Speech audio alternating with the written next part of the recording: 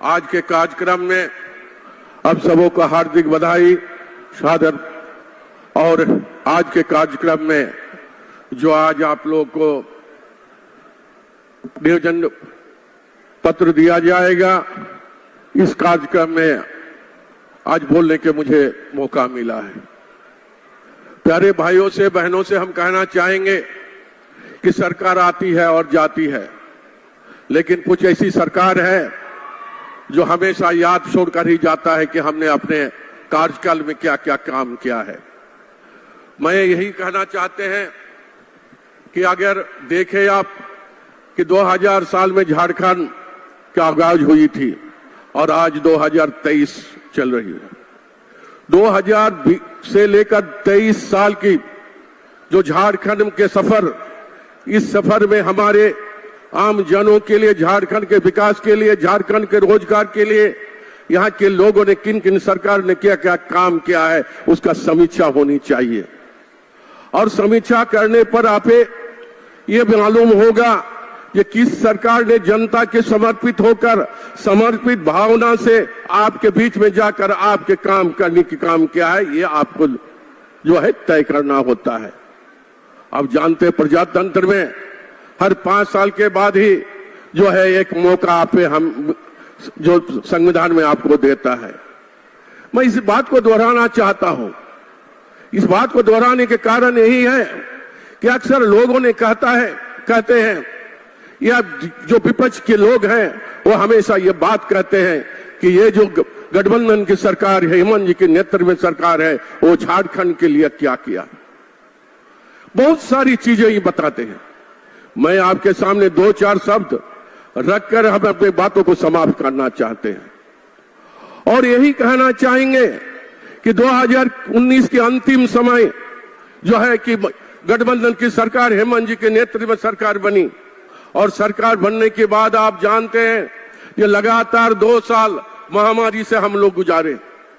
बाहर या हमारे यहाँ के भाई और बहनों जो रोजगार के तलाश में जो बाहर गए थे, बाहर राज्यों में गए थे, उसको लाना, उसका रोजगार देना, उसके यहाँ अनाज पहुंचना, वहां उसके सुरक्षित करना, सारे काम ने झारखंड सरकार हेमंत जी के नेतृत्व में हेमंत जी ने बखूबी निभाया और एक काम करने की काम किया। ये मेरी बात नहीं है। अगर हिंदुस्तान का तारीख में देखा जाए तो सबसे अव्वल अगर कोई काम किया है तो कोविड महामारी का समय तो झारखंड की सरकार हेमंत जी के नेतृत्व में, हेमंत जी के कार्यकाल में यह काम हुई और हेमंत जी का जो आगामी का काम हम लोगों ने करने के काम किया है, चाहे वो रोजगार पहुंचाने के लिए हो, चाहे जॉब कार्ड बांटने के लिए हो, हम लोगों ने शुरुआत किया है।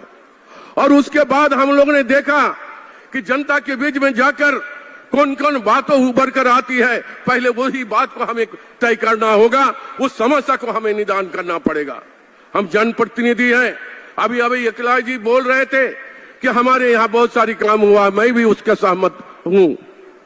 जब गांव में अक्सर हम लोग जाते थे, चाहे वहां के बुजुर्ग लोग हैं जो 60 साल की उम्र के लोग थे, जो हमारी बहनें थी 60-70 साल की, वो भी एक बात कहते थे, जब भी जो भी नेता कोई भी दल का जाते थे बोलते थे कि 70 साल हो गया, 75 साल हो गया, भैया बेटा मेरा आज तक पेंशन नहीं हुआ। हमारे नेता हेमंत जी ने, गठबंधन की सरकार ने सर्वजन पेंशन लाया। सर्वजन पेंशन यानी सभी को देने के लिए ये पेंशन निर्धारित किया गया है कि जिसका 60 साल की उम्र हो जाएगा उसको पेंशन दिया जाएगा। उसी तरह विधवा पेंशन से लेकर सभी पेंशन, विकलांग पेंशन, सारी चीजों को देने की हम लोगों ने काम किया है।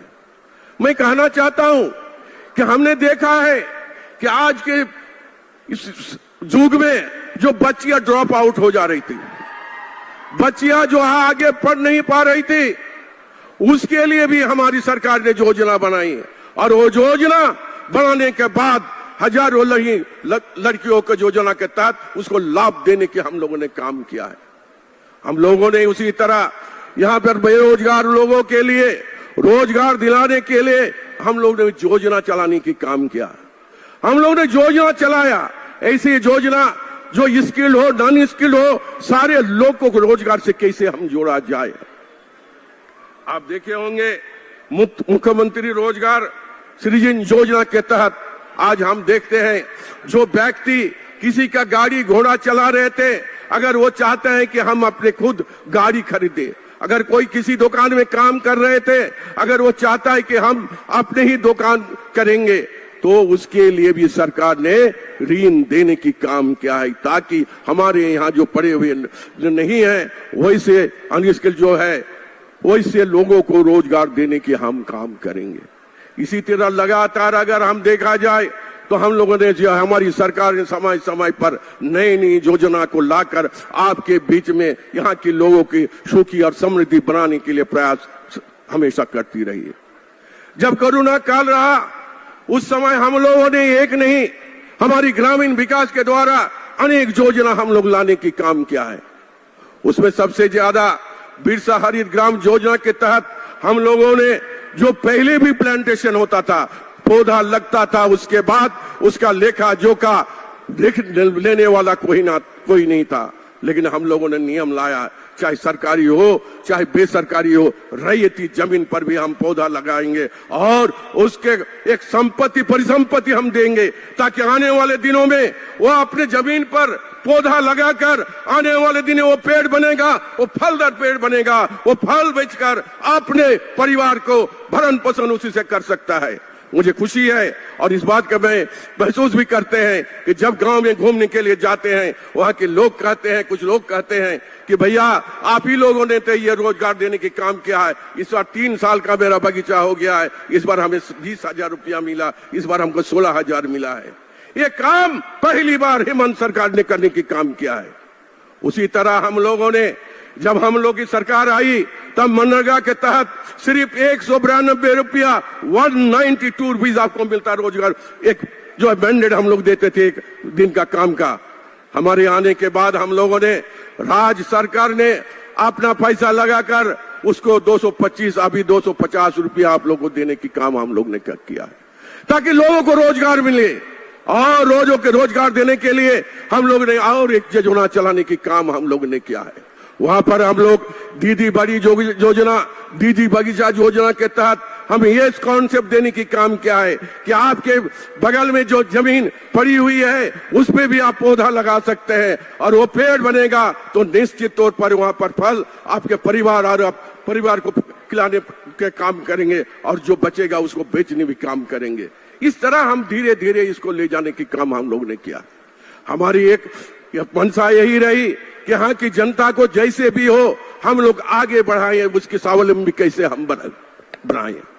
अभी हमारी सरकार ने एक नई योजना लाकर यहाँ के लोगों को नहीं, पूरे हिंदुस्तान में हमें लगता है कि पहली योजना लाया था, जो स्टाइपेंड के तहत जो बाहर के बच्चे जो बाहर पढ़ने के लिए जाते हैं। इस बार भी हम लोगों ने सभी समुदाय को करीब 50 लड़का को बाहर भेजने की काम किया है, जो हमारे बच्चा कभी नहीं सोचे थे, उसके परिवार नहीं सोचे थे जो हमारा बेटा जो फॉरेन में जाकर पढ़ाई करेगा। वो काम हेमंत जी ने करने की काम किया है, इसलिए हम उन्हें भी धन्यवाद देना चाहेंगे कि नई जो योजना के लाकर यहाँ के लोगों को आगे बढ़ाने की काम हमारी सरकार ने किया है। सावित्रीबाई फुले किशोरी योजना के बारे में मैंने पहले ही बताया। पैरा शिक्षक के जो समस्या था उसका भी निदान करने के हम लोग काम किया है। आंगनबाड़ी सेविका सहायिका जो वेतन वृद्धि नहीं हो रहा था उसमें भी हमारी सरकार ने आगे बढ़कर काम करके उसका वेतन में वृद्धि करने की काम किया है। इसी तरह हम लोगों ने एक नहीं अनेक योजना हम लोग ने लिया है। हमारे यहाँ हम देखते थे संथाल परगना इलाका में जो हमारी माँ और बहन जो है अपनी जो हड़िया दारू बेचने के काम सड़क के किनारे करते थे, हम लोगों ने फूलो जानो आशीर्वाद योजना के तहत वहां की जो महिला सड़क पर बैठती थी उसको मुख्य धारा से जोड़ने के लिए हम लोगों ने फर्स्ट इंस्टॉलमेंट 10,000 रुपया देने की काम किया। बाद में हमें लगा ये रकम बहुत कम है और माननीय मुख्यमंत्री ने कहा कि नहीं, इसका रुपया बढ़ाना चाहिए, 20,000 रुपया देने की काम हम लोगों ने किया। आप जानते हैं कि आप पहले भी सुने होंगे कि भारतीय जनता पार्टी की सरकार 2014 में जब आई थी, 2016 में उन्होंने घोषणा किया था कि हिंदुस्तान के हर एक कोई भी कच्चा मकान नहीं रहेगा। प्रधानमंत्री आवास के तहत यहाँ के सभी लाभुकों को यहाँ पर आवास दिया जाएगा। मुझे दुख है, खेद है कि लगातार हमें 2 साल लगातार हमें प्रधानमंत्री आवास का पैसा नहीं दिया गया। आपको याद होगा हमारी सरकार, हमारी विभाग ने घोषणा किया था कि प्रधानमंत्री आवास में जो 1,20,000 रुपया मिलता है और राज्य सरकार उसमें 50,000 रुपया देकर 3 कमरा के घर हम देंगे। हम बजट भी बनाए 5,000 करोड़ रुपया की बजट। 2022-23 जब गुजरने गया, हम लोग लगातार कोशिश करते रहे ताकि हमारे यहाँ पैसा आए और हम लाभुकों को चिन्हित करके उनके जो है आवास हम दिलाए। पैसा नहीं आया।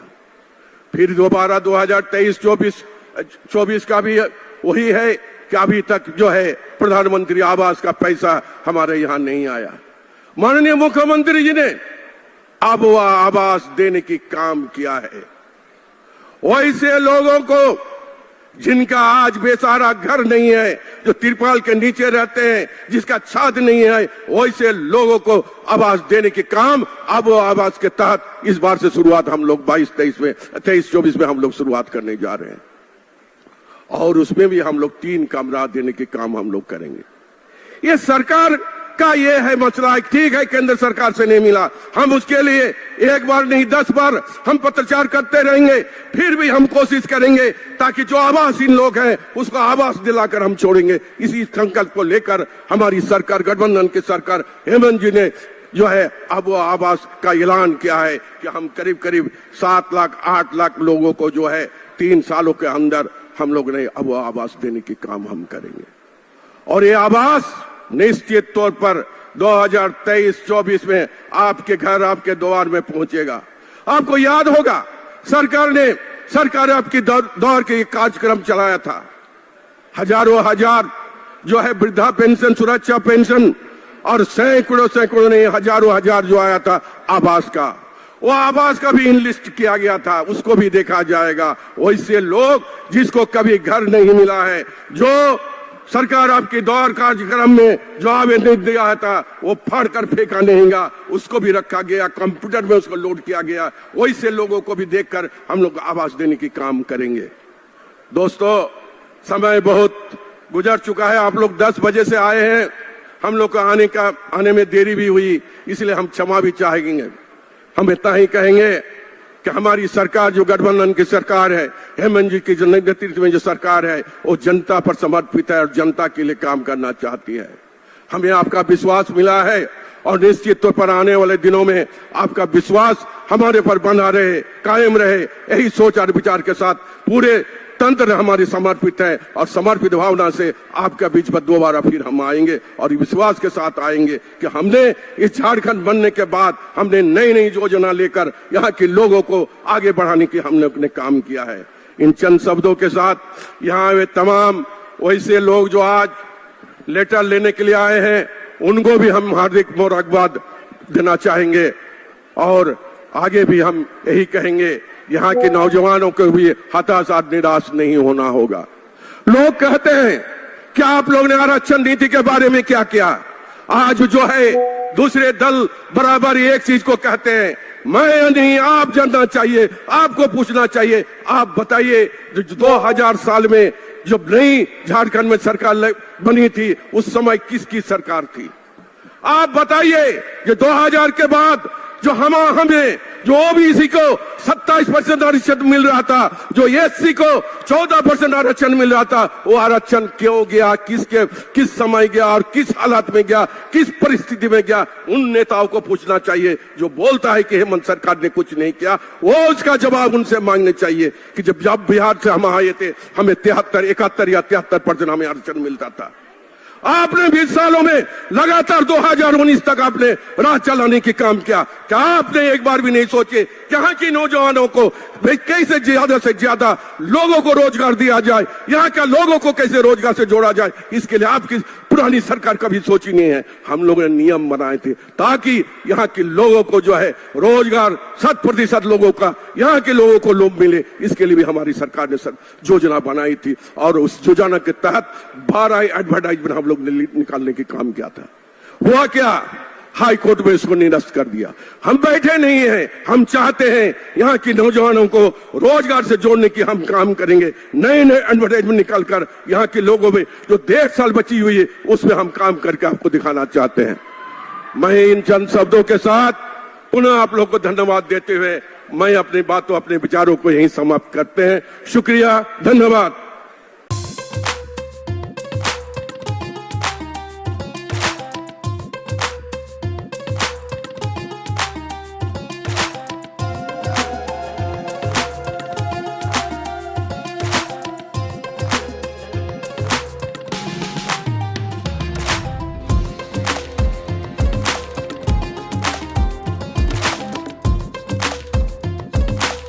IIT जी नीट एस्पिरेंट्स के सपने को पंख देने आ गया है कंप्लीट सॉल्यूशन इंस्टीट्यूट। यहाँ है smart classroom, 1-to-1 doubt clearing session, ask the expert, video solution और भी बहुत कुछ। मतलब हम करेंगे आपको गाइड, बनेंगे आपके mentor. Foundation classes from class 6 onwards for your bright future. Visit complete solution institute.